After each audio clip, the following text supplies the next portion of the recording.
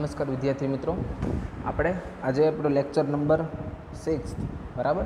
એમાં આપણે ચાલુ કરશું આપણો organic paper, organic and analytical chemistry 1 બરાબર, પેપર નંબર 304. આપણે યુનિટ 1માં પાર્ટે આપણે જોઈ ગયા પ્યુરિન્સ એન્ડ યુરાઇટ્સ. હવે 1 યુનિટનો પાર્ટ બી, એમિનો એસિડ, પોલીપેપ્ટાઇડ્સ અને પ્રોટીન બરાબર. આ ત્રણેય એમિનો એસિડ જે છે, પોલીપેપ્ટાઇડ્સ અને પ્રોટીન્સ આપણા શરીર માટે ખૂબ જ જરૂરી એવા રસાયણ છે બરાબર.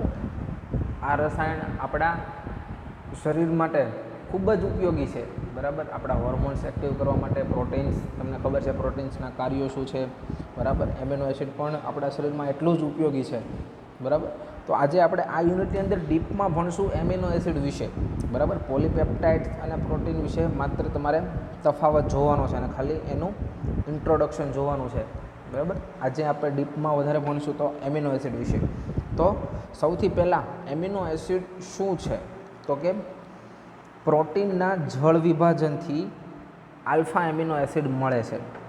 પ્રોટીનમાં લગભગ 26 પ્રકારના એમિનો એસિડ મળ્યા છે બરાબર. આવા એમિનો એસિડની ઉણપથી શરીરનો વિકાસ રૂંધાઈ જાય છે બરાબર. સૌથી પહેલાં તો આ આલ્ફા એમિનો એસિડ અથવા તો એમિનો એસિડ શેમાંથી મળી આવ્યા તો કે પ્રોટીન્સના જળ વિભાજન કરવાથી મળી આવે, એટલે કે પ્રોટીન્સની અંદર આ એમિનો એસિડ હાજર છે બરાબર. એમિનો એસિડના વર્ગીકરણમાં આવશે કે alpha amino acid, beta amino acid, gamma amino acid બરાબર. એ રીતના બધા એના વર્ગીકરણના ભાગ છે. એટલે આમાં તમને કહેવામાં આવ્યું છે કે ભાઈ પ્રોટીનના જળ વિભાજનથી આલ્ફા એમિનો એસિડ મળે છે. એમિનો એસિડની અંદર 2 ક્રિયાશીલ સમૂહ હોય છે, કાર્બોક્સિલિક એસિડ અને એમાઇન બરાબર. COOH અને NH2 સમૂહ હાજર હોય છે. તેમના એસિડના એટલે કે એમિનો એસિડના કાર્બોક્સિલિક સમૂહના આલ્ફા કાર્બન સાથે NH2 સમૂહ જોડાયેલો હોય તો તેને આલ્ફા એમિનો એસિડ કહેવાય છે બરાબર. એમિનો એસિડની અંદર તમને કીધું એમ 2 ક્રિયાશીલ સમૂહ બરાબર.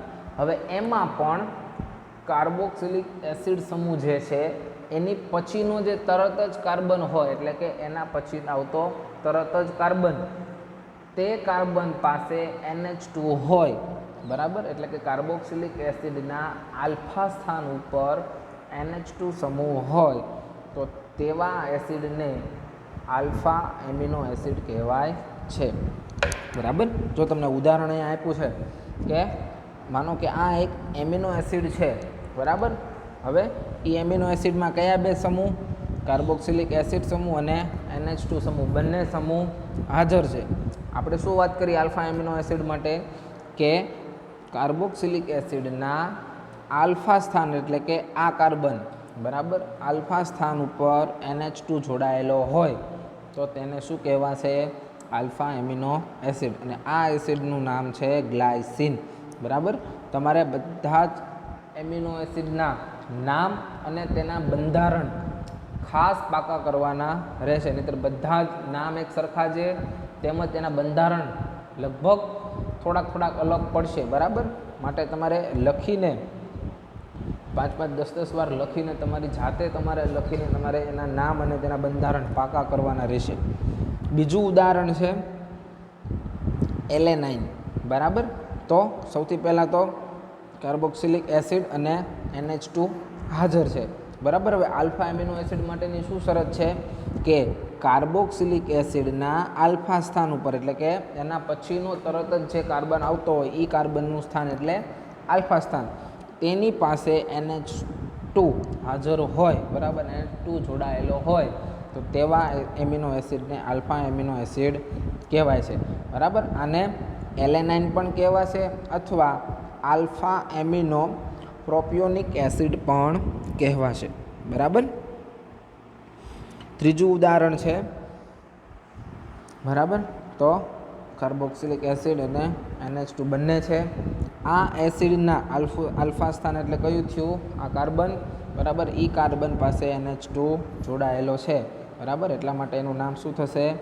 આ એમિનો એસિડનું નામ છે વેલેનાઇન, બરાબર, અથવા IUPAC નામ તમે જુઓ તો થશે આલ્ફા એમિનો આઇસો વેલેરિક એસિડ, બરાબર. હવે કાર્બોક્સિલિક એસિડ COOH સમૂહથી બીટા સ્થાન કે ગેમા સ્થાનમાં આવેલા NH2 સમૂહના સ્થાન પરથી અનુક્રમે બીટા એમિનો એસિડ અને ગેમા એમિનો એસિડ કહેવાય છે, બરાબર. COOH સમૂહના બીજા કાર્બન પર NH2 હોય, બરાબર, એટલે કે બીટા સ્થાન ઉપર NH2 હાજર હોય તો એને કહેવાશે બીટા એમિનો એસિડ, અને ત્રીજા સ્થાન ઉપર એટલે કે ગેમા સ્થાન ઉપર એમિનો એસિડ હાજર હોય, બરાબર, તો એને કહેવાશે ગેમા એમિનો એસિડ, બરાબર. બંનેના તમને ઉદાહરણ આપ્યા છે, બરાબર. જો કાર્બોક્સિલિક એસિડ પણ હાજર છે અને NH2 પણ હાજર છે, બરાબર. હવે COOH સમૂહના બીજા સ્થાન પર, બરાબર, એટલે કે બીટા સ્થાન ઉપર, આ પહેલું સ્થાન અને આ બીજા નંબરનો કાર્બન, બરાબર, બીટા સ્થાન ઉપર શું જોડાયેલું હોય? NH2, બરાબર. તો એ કયા પ્રકારનો એસિડ થયો? બીટા એમિનો પ્રોપિયોનિક એસિડ, એટલે કે બીટા એમિનો એસિડનું ઉદાહરણ થયું. હવે એવી જ રીતે COOHના ત્રીજા સ્થાન ઉપર એટલે કે ગેમા સ્થાન ઉપર NH2 હાજર હોય, બરાબર, આલ્ફા, બીટા અને ગેમા, બરાબર. આ કાર્બન ઉપર NH2 જોડાયેલો છે, બરાબર, એટલે એને કહેવાશે ગેમા એમિનો એસિડ, અને આ એમિનો એસિડનું નામ છે આલ્ફા એમિનો વેલેરિક એસિડ, બરાબર. આગળ આપણે જોઈએ તો થોડીક થિયરી છે કે દરેક એમિનો એસિડમાં એક કાર્બોક્સિલિક એસિડ અને NH2 સમૂહ આવેલા હોવાથી તે ઉભયગુણી છે. કેટલાક એમિનો એસિડમાં વધારાના COOH સમૂહો હાજર હોય છે. એવું નથી કે એમિનો એસિડની અંદર એક જ COOH સમૂહ હોય, એક કરતાં વધારે પણ હાજર હોય. દાખલા તરીકે એસ્પાર્ટિક એસિડ અથવા ગ્લુટારિક એસિડ. આવા amino acid acidic amino acid તરીકે ઓળખાય છે. એમિનો એસિડ તો છે પરંતુ એનો ગુણધર્મ કેવો થયો? એસિડિક, બરાબર. આ જ રીતે કેટલાક એમિનો એસિડની અંદર NH2 સમૂહ વધારે હોય, બરાબર. પહેલાં આપણે જોયું કે કાર્બોક્સિલિક એસિડ એક કરતાં વધારે હોય, તો એ કેવા પ્રકારના એસિડ થયા? એસિડિક એમિનો એસિડ, બરાબર. હવે બીજા પ્રકારના એસિડ કયા? તો જેની અંદર NH2 સમૂહ એક કરતાં વધારે પ્રમાણમાં હોય, બરાબર. તો એના ઉદાહરણ છે ગ્લાયસિન, હિસ્ટિડીન, અને આવા પ્રકારના amino acid basic amino acid તરીકે ઓળખાય છે. કેટલાક એમિનો એસિડની અંદર બેન્ઝીન ચક્ર, વિષમ ચક્ર કે ફિનોલિક કે આલ્કોહોલ સમૂહ હાજર હોય છે. હેલોજન કે સલ્ફર પણ આવેલા હોય છે. આવા સંજોગોમાં દરેકની વિશિષ્ટ પ્રક્રિયાઓ જુદી જુદી તમને જોવા મળે છે. બધા જ એમિનો એસિડ શરીરમાં તે જ રૂપમાં અથવા પ્રોટીન રૂપમાં પ્રાપ્ત થઈ શકે છે અથવા પ્રાપ્ત થાય છે, કારણ કે પાચન તંત્રમાં તેમનું સંશ્લેષણ થતું નથી. પાચન માર્ગની અંદર ઉત્સેચકો દ્વારા પ્રોટીનનું જળ વિભાજન થઈને આલ્ફા એમિનો એસિડ મળે છે. પ્રાપ્ત થયેલા એમિનો એસિડ રક્ત દ્વારા શોષાય છે અથવા તેનું શોષણ થાય છે અને કોષના નવસર્જન માટે વપરાય છે. નવા કોષના નિર્માણ માટે આ એમિનો એસિડનો ઉપયોગ થાય છે. કેટલાક પ્રકારની સ્નાયુઓમાં તકલીફમાં ઔષધ તરીકે પણ એમિનો એસિડનો ઉપયોગ થાય છે, બરાબર. ક્યારેક આપણને સ્નાયુઓનો દુખાવો અથવા કંઈક તકલીફ હોય તો જે ડ્રગ્સ અથવા જે તમે દવાઓ લ્યો છો એ દવામાં પણ એમિનો એસિડ વપરાતો હોય છે. દાખલા તરીકે થાઇરોક્સિન એ એક પ્રકારનો આલ્ફા એમિનો એસિડ છે.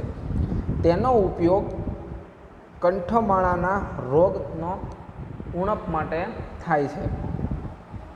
તમને હવે બાકીના જે એમિનો એસિડ જે છે, બરાબર, ઉદાહરણ આપ્યા છે બેઝિક એમિનો એસિડ અને એસિડિક એમિનો એસિડ, બરાબર. હવે સૌથી પહેલાં તો આપણે એસિડિક એમિનો એસિડની વાત થઈ, બરાબર. તો એમાં આપણે શું કીધી હતી વાત કે જે એમિનો એસિડની અંદર એક કરતાં વધારે કાર્બોક્સિલિક એસિડ સમૂહ હાજર હોય તેવા પ્રકારના એમિનો એસિડને એસિડિક એમિનો એસિડ કહેવાય છે. આલ્ફા એમિનો એસિડનું વર્ગીકરણ, બરાબર. આલ્ફા એમિનો એસિડનું વર્ગીકરણ તેના રાસાયણિક સ્વભાવને આધારે 3 પ્રકારમાં થાય છે. સૌથી પહેલું તો છે તટસ્થ એમિનો એસિડ, એટલે કે ન્યુટ્રલ એમિનો એસિડ. તો એ શું છે તમને અંદાજો આવી જશે કે ભાઈ એસિડિક પણ ન હોય અને બેઝિક પણ ન હોય. તો એ શું કહેવા માગશે કે NH2 અને કાર્બોક્સિલિક સમૂહ, એટલે કે NH2 અને COOH સમૂહ બંને સરખા પ્રમાણમાં હોય તેવા પ્રકારના એમિનો એસિડને તટસ્થ એમિનો એસિડ કહેવાય છે. બરાબર, બંનેની સંખ્યા કેવી હોય? ઇક્વલ હોય. NH2 એક હોય તો કાર્બોક્સિલિક એસિડનો સમૂહ પણ એક હોય. બરાબર, જો હોય બંને હોય તો બંનેની સંખ્યા કેટલી હોય? 2 2. નીચે તમને ઉદાહરણ આપ્યું છે ગ્લાયસિન અને એમિનો એસિટિક એસિડ. બરાબર, જો આની અંદર NH2 પણ એક છે અને કાર્બોક્સિલિક એસિડ પણ એક છે. બરાબર, બીજા ઉદાહરણની અંદર COOH સમૂહ પણ એક છે, NH2 પણ એક છે. બરાબર, ત્રીજાની અંદર પણ તમે જોવો છો COOH સમૂહ પણ એક છે અને NH2 પણ એક છે. બરાબર, બધાના નામ અલગ અલગ છે. આનું નામ છે L-એલેનાઇન, આનું નામ છે L-લ્યુસીન.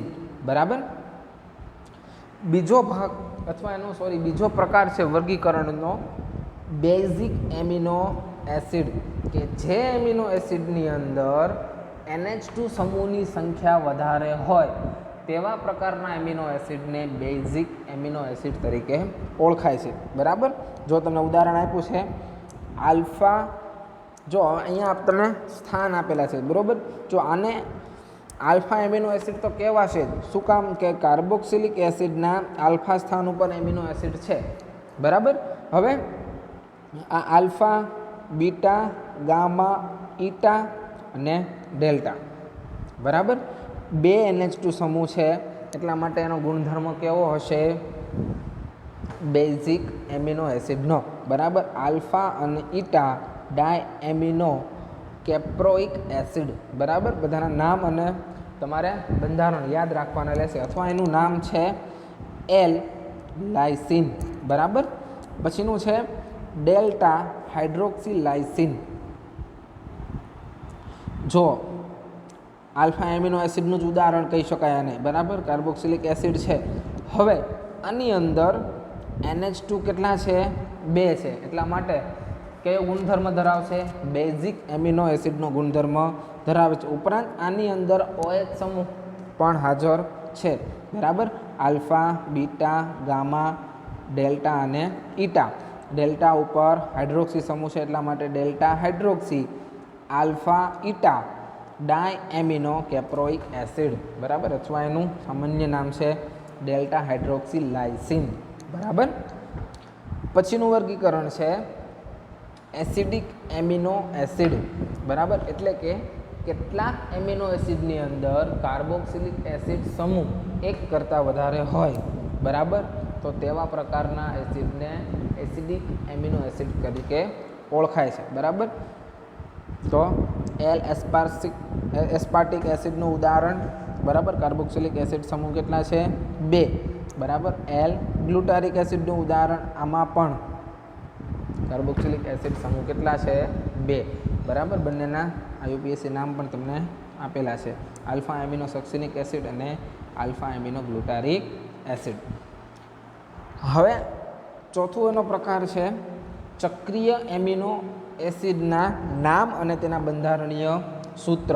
બરાબર, જો આ બધા જે બંધારણીય સૂત્રો છે તમારે ખાલી પાકા કરવાના છે, આના વિશે તમારે આગળ અભ્યાસ કરવાનો નથી. તેનું બંધારણ, તેનું સામાન્ય નામ અને તેનું IUPAC નામ તમારે યાદ રાખવાનું રહેશે. આખો સવાલ એમિનો એસિડના વર્ગીકરણ લખો એની અંદર તમારે આ બધું જ લખવાનું રહેશે. એટલે કે આ જે ચક્રીય એમિનો એસિડનું બંધારણીય સૂત્ર છે એ તમારે ખાલી પાકા જ કરવાના છે. બરાબર, આમાં આગળ તમારે અભ્યાસ કરવાનો નથી.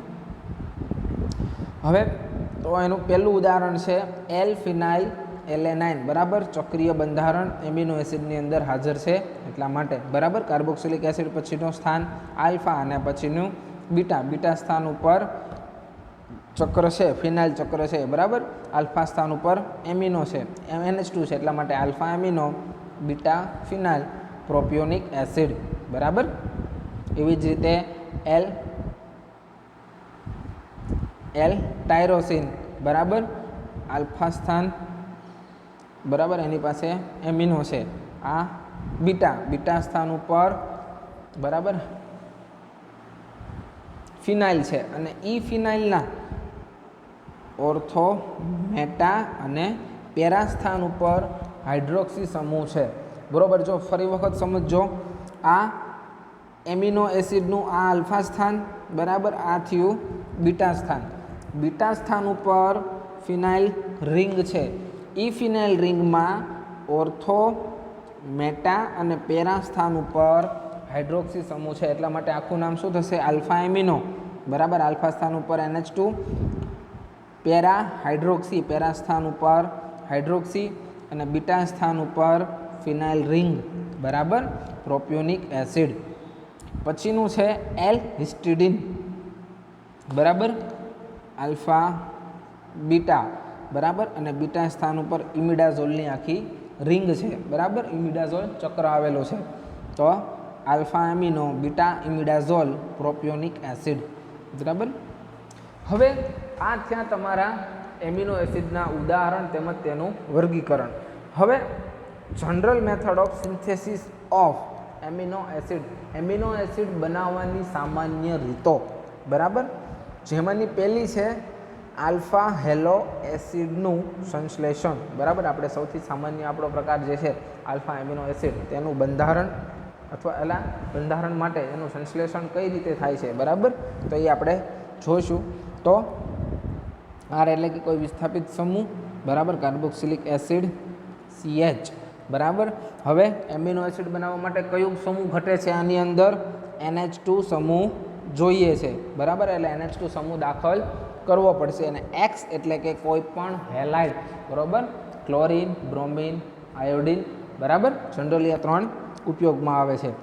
તો એની પ્રક્રિયા એમોનિયા સાથે કરતાં અહીંથી હેલાઇડ દૂરથી ને ત્યાં આગળ NH2 જોડાશે અને એક NH2, બરાબર, માનો કે જો સપોઝ અહીંયા આગળ ક્લોરિન હોય તો NH4Cl તરીકે છૂટો પડશે, બ્રોમિન હોય તો NH4Br અને આયોડિન હોય તો NH4I. ઉદાહરણ તમને આપેલું છે ક્લોરોએસિટિક એસિડ, બરાબર, વિસ્થાપિત સમૂહ નથી, એની જગ્યાએ હાઇડ્રોજન છે, બરાબર, CH2COOH અને આલ્ફા સ્થાન ઉપર ક્લોરિન છે, બરાબર. તેની પ્રક્રિયા એમોનિયા સાથે કરતાં, બરાબર, ક્લોરિન દૂરથી ને ત્યાં આગળ શું જોડાશે? NH2, અને આ ક્લોરિન એક એમોનિયા સાથે જોડાઈને NH4Cl બનાવશે, બરાબર.